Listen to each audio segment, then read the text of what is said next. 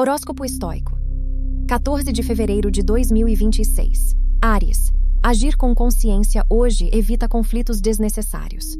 Touro. Flexibilidade emocional traz mais paz do que rigidez. Gêmeos. Ouvir mais do que falar amplia sua clareza. Câncer. Nem todo sentimento precisa virar decisão. Leão. A serenidade fortalece mais do que a imposição. Virgem. Aceitar limites do momento reduz a ansiedade. Libra. Equilíbrio começa quando você decide com firmeza. Escorpião. Controlar a reação é sua maior força hoje. Sagitário. Direcione a energia para o que realmente importa. Capricórnio. Constância discreta constrói resultados sólidos. Aquário.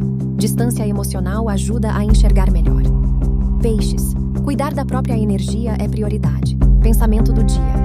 Amadurecer é aprender a responder com calma, mesmo quando o impulso pede pressa. Se a mensagem fez sentido